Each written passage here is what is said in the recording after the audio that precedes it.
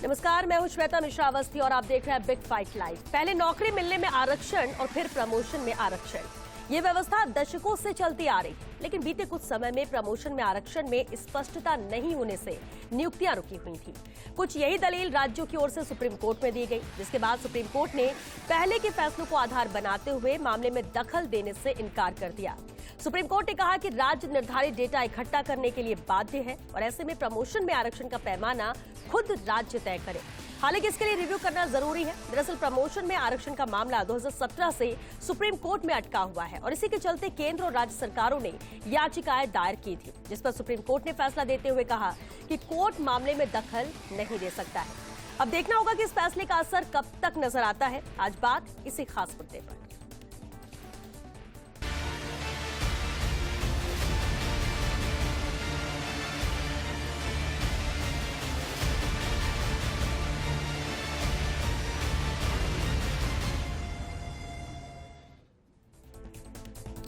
और इस मुद्दे पर हमारे साथ चर्चा के लिए बेहद खास मेहमान भी जुड़ चुके हैं। कांग्रेस प्रवक्ता राजेंद्र मेघवाल जी हमारे साथ हैं, बीजेपी प्रवक्ता सुरेंद्र नरूका जी भी शामिल हुए चर्चा में, वरिष्ठ अधिवक्ता एके जैन जी भी मौजूद हैं और साथ ही राजपाल मीणा जी हैं, प्रदेश अध्यक्ष राष्ट्रीय पिछड़ा SC/ST महासंघ से। बहुत स्वागत है आप सभी का बिग फाइट लाइव में। शुरुआत एके जैन जी आपसे ही करते हैं सर, क्योंकि सुप्रीम कोर्ट ने जैसा फैसला दिया है और सीधे तौर पर कह रहे हैं कि वो दखल नहीं दे सकते इस पर, इस पूरे फैसले को आपसे समझना चाहेंगे और फिर इस पर हम बात करेंगे।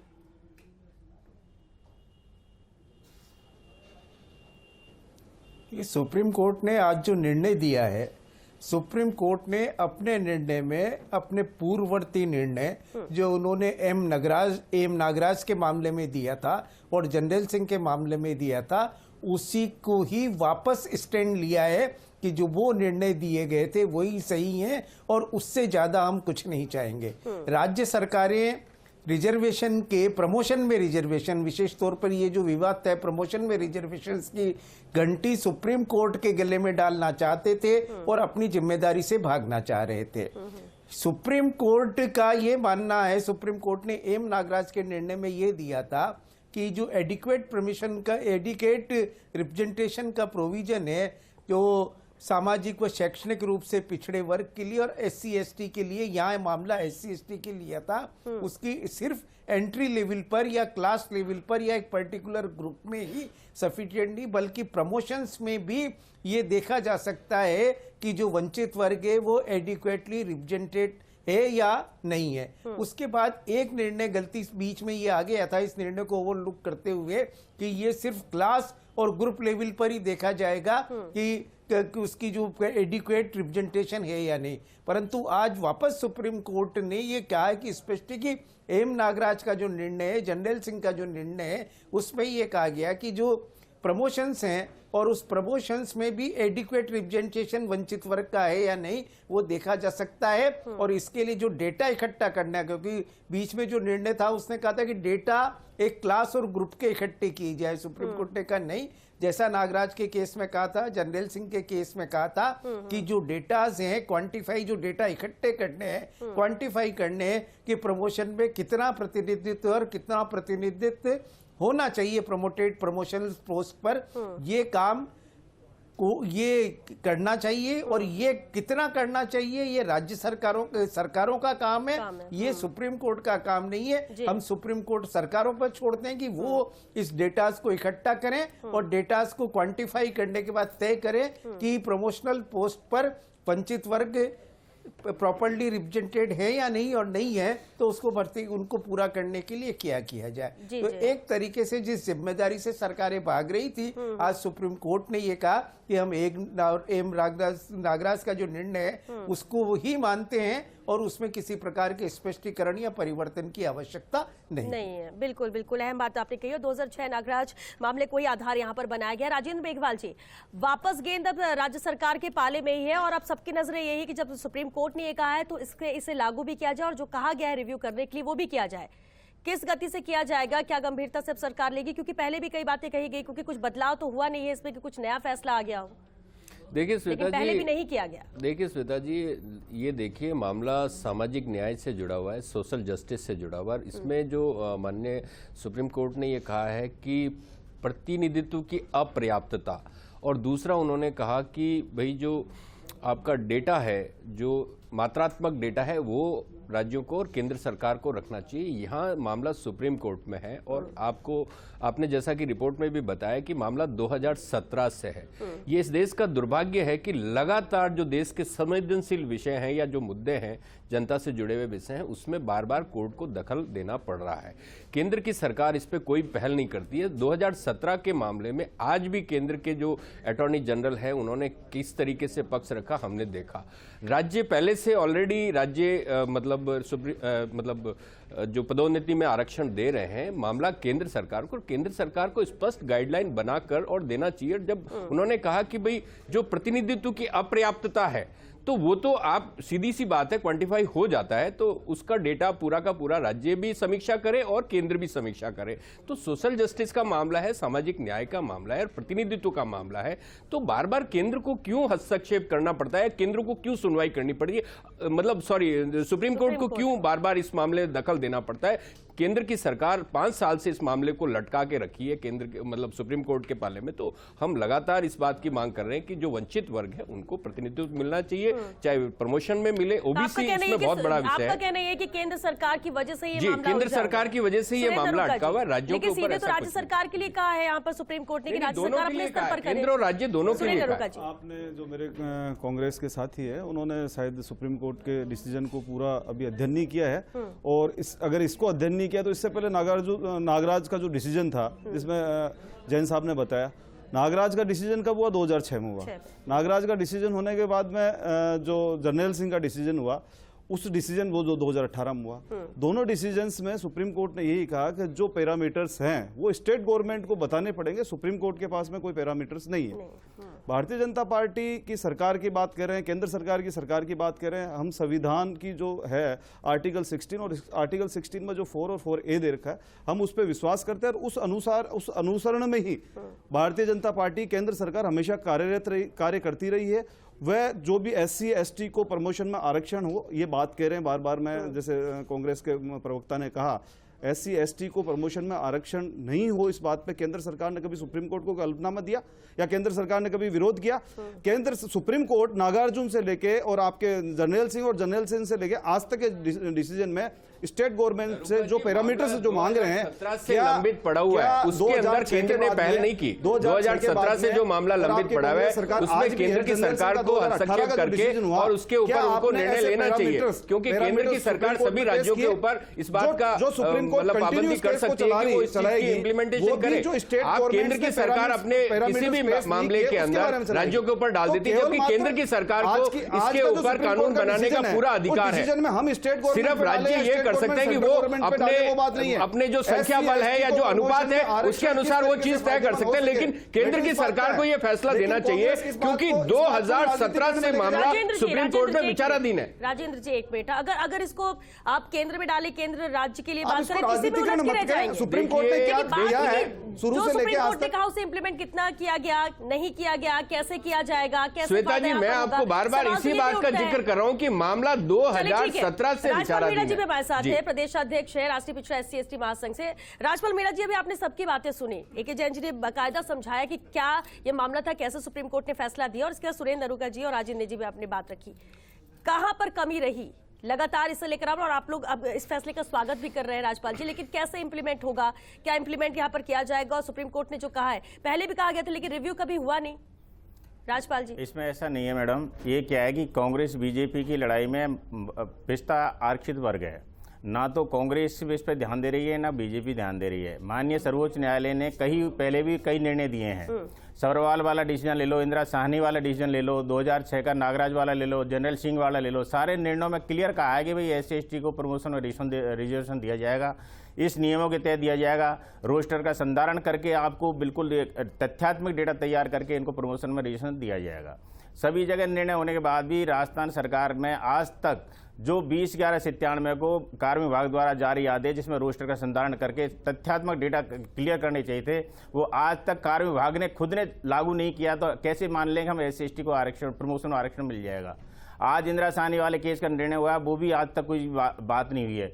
और 20/11/97 के बाद में 11/9/11 को इसी नागराज वाले डिसीजन के आधार पर इन्होंने एक अधिसूचना जारी की थी, जिसमें क्लियर लिखा था कि आपको प्रमोशन रिजर्वेशन तो दिया जाएगा और उसके बाद में रोस्टर के आधार पर दिया जाएगा। जब खुद कार्य विभाग ने रोस्टर का संधारण नहीं किया, तो 109 विभाग में किसी में हमने RTI के तहत सूचना ली है, किसी ने भी रोस्टर का संधारण नहीं किया गया है, जिसके कारण आज हमारा समाज बहुत पीछे है, वंचित है। इसका कारण ये बीजेपी कांग्रेस की वजह से नहीं है, वहां जो बैठे अधिकारी है वो भी इसमें सम्मिलित है, जिससे हमारे आज तक प्रमोशन में आरक्षण का पूरा लाभ नहीं मिला है। तो क्या आदेश की पालना ये लोग कर नहीं रहे हैं, इस वजह से ऐसा हुआ? केवल ये राजनीतिक वोट नहीं करना चाहते हैं, केवल ये राजनीतिक वोट लेने के लिए हमें पीछा जा रहा है ना। आज तक कोई भी, अगर आप देख लिए, खुद कार्य विभाग जब जिस नियम को लागू करता है, जारी करता है, जब खुद ही वो ही लागू नहीं करता, तो और डिपार्टमेंट जो 109 विभाग है वो क्यों लागू करेंगे? हमने उनसे पूछा कि भैया RTI में आपने हमारा ये रोस्टर का संधारण रजिस्टर दे दो। उन्होंने कहा कि रोस्टर रजिस्टर को खोजा जा रहा है। तो मैंने रोली सिंह जी को बोला सर कि मैं आदरणीय है, ये बताओ इसको क्या मोहनजोदड़ो की खुदाई चल रही है क्या? तो मैं कह रहा हूँ, जब आपके पास तथ्यात्मक डेटा की बात करते हैं, और ये माननीय न्यायालय बहुत अच्छे निर्णय देता है, हमारे फेवर में देता है, लेकिन उसकी पालना नीचे नहीं होती, क्योंकि हमारे जो अधिकारी कर्मचारी है, नीचे लगे हुए जो अधिकारी, वो हमारी पीड़ा को नहीं समझ रहे हैं। और आज तक हमारे पूरे राजस्थान में जब से आरक्षण लागू हुआ तब से लगभग पूरा जो हमारा 28% है, उसमें केवल 8% ही आरक्षण का लाभ नहीं मिला है। आपने कहा कि अधिकारी, फैसला तो कोर्ट की तरफ से आता है, लेकिन अधिकारी से इंप्लीमेंट नहीं करते और इसी वजह से पेंडिंग होता है और नहीं किया जा रहा है, इसलिए नहीं सुनवाई। लेकिन क्या इससे लेकर कभी शिकायत नहीं की गई कि जब इस तरह के नियम है, रोस्टर की बात है, सब चीजें साफ कही गई, स्पष्ट तौर पर आदेश है, तो फिर इसे क्यों नहीं किया जा रहा है? हमने अधिकारियों को हजारों ज्ञापन दिए हैं, CS ने 3 दफा मीटिंग ले ली। अभी CS साहब ने, अभी जब ये निरंजन आर्य साहब बने थे, उन्होंने 3 आदेश जारी करवा दिए। जवाब क्या मिलता है आप लोगों को? लेकिन कोई नहीं आज तक। अभी लगातार हमारे SC/ST राजस्थान के इतिहास पहली बार सचिवालय के अंदर धरना दिया गया है रोस्टर को लेकर के, हमारे आरक्षण को लेकर के। पहली बार राजस्थान में, जब से देश होते तब से कभी सचिवालय वगैरह धरना नहीं दिया गया। लेकिन SC/ST के लोगों ने अभी 26 जनवरी जिस दिन अपना गणतंत्र दिवस था, उसके एक दिन पहले ये कह के उठाया गया कि भाई गणतंत्र दिवस सबके लिए है, इसको नहीं खराब करना है। इसलिए हमने गणतंत्र दिवस को मानते हुए हमारा जो धरना चल रहा था सचिवालय के अंदर, उसको स्थगित किया गया। उन्होंने 27 तारीख के लिए दी, लेकिन आज तक भी हमारी कोई सुनवाई नहीं हो रही, क्योंकि SC/ST के बारे में ना कोई सोचता है, ना हमारी बातों को सुनता है। ये केवल ज्ञापन देते हैं, उस समय तो मीठे बोलते हैं, लेकिन हमारे लिए कोई भी आज तक न्याय राजस्थान के अंदर नहीं मिला है। AK जैन सर, अगर आदेश आते हैं कोर्ट से, खासतौर से सुप्रीम कोर्ट से, या जो भी जिम्मेदार है, क्या अगर नहीं उसे इंप्लीमेंट किया जा रहा, तो क्या उसके लिए कोई सख्ती नहीं है, उसके लिए कोई मॉनिटरिंग नहीं है कि कोर्ट के आदेशों की पालना यहाँ हो रही है या नहीं हो रही है? देखिए, इस बार जो मामला हुआ जी, जो 5 साल से लंबित रहा, वो मामला राज्य सरकारें लेकर गई थी सुप्रीम कोर्ट में कि इसको रिव्यू करके हमें बताया जाए कि आप बताइए कि ये डेटा हम कैसे क्वांटिफाई करें, इसमें हम कैसे छांटें इस बात को, जबकि उनके पूर्व में ही निर्णय थे। तो ये एक तरीके से अप्रत्यक्ष रूप से जो सुप्रीम कोर्ट के निर्णय है उनसे बचने का रास्ता ढूंढा गया था। जैसे अभी राजपाल जी बता रहे थे कि 109 विभाग है जहां पर रोस्टर मेंटेन ही नहीं है।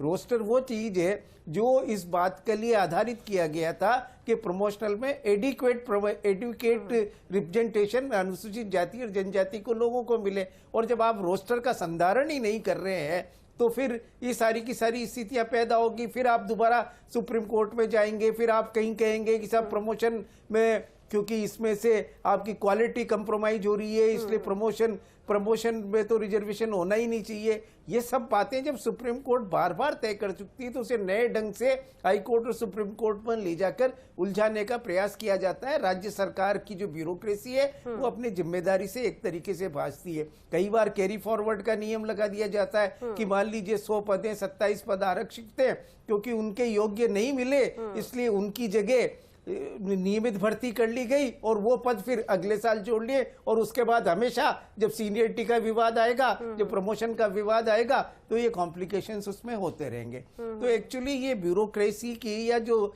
हमारी एग्जीक्यूटिव है उसको आरक्षण को ये टालने की, अपनी जिम्मेदारी से भागने के कारण ये व्यवस्था हो रही है। और किसी ने की, क्योंकि ताज्जुब है, ये कोई प्राइवेट पार्टीज नहीं गई थी इस बार रिव्यू कराने, सरकारें गई थी रिव्यू कराने के लिए, सरकारें निर्देश मांगने की गई थी, जिनका काम था कि ये तय करना। और वही सुप्रीम कोर्ट ने कहा भी नागराज के निर्णय, जनरल सिंह के निर्णय के अनुसार आप डेटा क्वांटिफाई करिए, आप बताइए कि एडिक्वेट प्रमोशन है या नहीं, एडिक्वेट रिप्रेजेंटेशन है या नहीं, और उसके लिए क्वांटिफाइड डेटा आप इकट्ठा करिए। आप क्लास में, ग्रुप में, कैडर में उलझा कर उसको उलझाने की कोशिश करते हैं, जबकि निर्देश है कि कैडर के अनुसार, हर कैडर के अनुसार डेटा क्वांटिफाई होने चाहिए। तो इस प्रकार ये सिर्फ एक टालने की बात थी। आज सुप्रीम कोर्ट ने यही तो कहा कि आप तय करिए, हम थोड़ी तय करके बताएंगे आपको डेटा कैसे क्वांटिफाई करना है आपको, या एडिक्वेट रिप्रेजेंटेशन के फिगर्स आप लाइए, आप सरकार हो। तो इस तरीके से टालने की जो परंपरा है वही ये दुखदाई है। राजेंद्र जी, क्या वजह है? टालकर 5 साल तो यहाँ पर लग गए 2017 से, अगर अभी की बात कीजिए, आप फैसला भी वही है और सुप्रीम कोर्ट साफ कह रहा है कि भाई पैमाना तो आपको तय करना है, करना नहीं चाहते हैं, या ऐसा करने के बाद किसी तरह से कोई राजनीतिक नुकसान हो सकता है इसलिए इसे लटकाया जा रहा है? देखिए श्वेता जी, बिल्कुल भी ऐसा नहीं है। आपने अगर देखा होगा कि इस देश के अंदर देश के पहले कानून मंत्री डॉक्टर भीमराव अंबेडकर को बनाया और उनको मेरिट के आधार पे बनाया। उसके अलावा आपने देखा होगा देश के पहले श्रम मंत्री बाबू जगजीवन राम बने, वो भी अपनी मेरिट के आधार पे बने। तो हमेशा से कांग्रेस की ये मान्यता रही है कि जो वंचित वर्ग है वो मेरिट में भी है। ऐसा नहीं है कि उनके ऊपर जो ये लांछन लगा दिया गया कि भाई ये मेरिट में नहीं है, ऐसा नहीं है। ये प्रतिनिधित्व जो कि संख्या बल के आधार पर देना चाहिए, उसके अंदर लगातार जो कि ब्यूरोक्रेसी का, जैसा कि उन्होंने किया, ब्यूरोक्रेसी इसके लिए वास्तव में जिम्मेदार है। लेकिन राजनीतिक इच्छा शक्ति की बात हो तो चाहे पंडित जवाहरलाल नेहरू का विजन हो, चाहे इंदिरा जी का हो, चाहे राजीव जी का हो, राजीव जी के टाइम में स्पेशल ड्राइव चलाया गया जिसके अंदर जो कि आरक्षित वर्ग के जो बैकलॉग को भी भरा गया। तो उस वक्त आपने देखा होगा। इसके बाद में माननीय मुख्यमंत्री जी ने देश के चाहे चीफ सेक्रेटरी, राज्य के चीफ सेक्रेटरी बनाने की बात हो, चाहे जितने भी डीजी बनाने की बात हो, तो SC/ST वर्ग के लोगों को प्रतिनिधित्व दिया गया। तो राजस्थान सरकार हमेशा से वंचित वर्गों को प्रतिनिधित्व देती है। आपने देखा होगा संविधान के 73वें और 74वें संशोधन के बाद में भी डाटास भेजे कि नहीं भेजे? आप देखिए, आपको 3 साल हो गए, आपने डाटा अरे डेटा, अरे भाई डेटा राज्य के डेटा को, इस बारे में कुछ आप सेंसस के डाटा पढ़े हुए ना, आप समझे नहीं? जब SC/ST के डेटा, SC/ST के डेटा सेंसस के ऊपर पड़े हुए हैं, जो जनसंख्या की गणना SC/ST की जाति आधार पर होती है, उसके बाद में डाटा बचता का है। आप सिर्फ केंद्र की सरकार जो कि सुप्रीम कोर्ट में सभी राज्यों को रिप्रेजेंट भी करती है, केंद्र की सरकार स्टैंड नहीं लेती है। SC/ST का डाटा जाति आधार पर गणना की जाती है। यहाँ मामला केंद्र की सरकार, राजेंद्र जी, पीछे क्यों हट रहे हैं? सरकार अभी आपकी, जब कोर्ट ने यहाँ पर साफ तौर पर आदेशित किया है कि पैमाना आपको तय करना है, और इसके अलावा कोर्ट ने केंद्र और राज्य दोनों के लिए कहा है, केंद्र और राज्यों को दोनों के लिए कहा है। केंद्र, अच्छा ठीक है, केंद्र कर, हम राज्य की बात कर रहे हैं ना, राज्य क्या करेगा? राजस्थान सरकार की हम बात कर रहे हैं। प्रतिनिधित्व दे रहा है ना। आप प्रदेश के जो चीफ सेक्रेटरी है या डीजी है, वो सबके सब इस अभी मीणा साहब ने कहा है, क्या प्रतिनिधित्व को लेकर ज्ञापन दिए गए आरटीआई में मांगा गया, अभी तक तो आपने भेजा नहीं, कब भेजेंगे? मतलब आपने देखा होगा कि महामहिम राष्ट्रपति रामनाथ कोविंद जी ने कहा कि हाई कोर्ट के अंदर और सुप्रीम कोर्ट के अंदर कितने जजेज है SC/ST OBC के। सर आपने डाटा भेजा या नहीं भेजा? जो सुप्रीम कोर्ट का डिसीजन आज आया है, उस सुप्रीम कोर्ट के डिसीजन के बारे में उससे पहले राजस्थान सरकार ने ये डाटा भेजे कि नहीं भेजे, उसमें क्या किया? सवाल आरटीआई के अंदर नकल लग, केंद्र सरकार आरटीआई में जो सूचना मांगी उसमें आप सूचना नहीं दे रहे, ज्ञापन का आप जवाब नहीं दे रहे, और आप ये कह रहे हैं हम SC/ST के पक्ष में अंदर। आप एक बार तो बता दें, 1% तो बता दें कि आप पूरा डेटा रखना चाहिए वहां पे। आप केवल बातें करने से, केंद्र पे डालने से नहीं होगा। राजपाल मिल, देखिए ऐसे तो ये इन्हें करना चाहिए, उन्हें करना चाहिए, हमें जो करना है वो क्या कर रहे हैं, सवाल तो उस पर है जिसकी जिम्मेदारी है। कोर्ट ने यहाँ पर फैसला दे दिया है, लेकिन अब जिसके ऊपर जिम्मेदारी है करने की राज्य सरकार की, वो क्या करेगी, बात तो उस पर है। पहले क्या हुआ जमाने पहले, उससे बात करने से क्या फायदा? जी, आज तक सुप्रीम कोर्ट ने, हाई कोर्ट ने जितने भी डिसीजन दिए SC/ST के फेवर में दिए।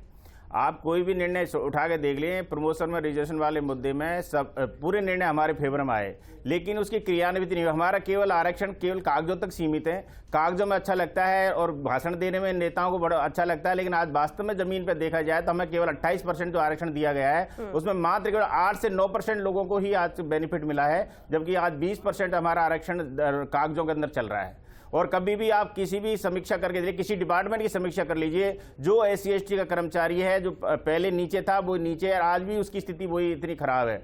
दूसरा कैरी फॉरवर्ड वाले नियम का है, कैरी फॉरवर्ड करते हैं लेकिन उसके बाद में लिख ले जाता है कि भाई SC/ST के लोग इसमें योग्य नहीं है, और उसकी जगह UR अनरिजर्व कैटेगरी वालों को उसमें पदोन्नति दे दी जाती है। उसके बाद जब तक उनका प्रमोशन नहीं होता जब तक उनको रोक लिया जाता है और नीचे वाले लोग यथावत वहीं काम करते हैं। दूसरे कई डिवाइडर ऐसे बना रखे हैं, जैसे जोन ऑफ कंस्टिट्यूशन का डिवाइडर है, हमारी वरिष्ठता का डिवाइडर है, रोस्टर का संधारण करके हमारी वरिष्ठता की वरिष्ठता नहीं बनाई जाती, उसके आधार पर हमारे लोग जोन के अंदर नहीं आते हैं। उसका पूरा फायदा आज से जब से हमारा प्रमोशन रेशन लागू हुआ है तब से आज तक हमें कोई बेनिफिट नहीं मिला। अभी हमारी वार्ता हुई थी पिछले इसी वीक में, अब उम्मीद है फैसला आया है तो हाँ ये है कि उन्होंने बाध्य किया है, माननीय सर्वोच्च न्यायालय ने अब की बार बाध्यकारी माना है, तो हो सकता है कि हमें इस बार बहुत लाभ होने की संभावना है, क्योंकि माननीय सर्वोच्च न्यायालय ने जब भी निर्णय दिए हैं हमारे फेवर में दिया, लेकिन आज तक उसकी पालना नहीं की गई है, क्योंकि इनकी सरकार के जो अधिकारी बैठे हुए हैं वहां पर हमारे UR के रिजर्व कैटेगरी का आदमी भी HOD पद पे आज तक नहीं पहुंचा है, न उसको पहुंचने दिया गया है। जबकि अगर सही से समीक्षा की जाए,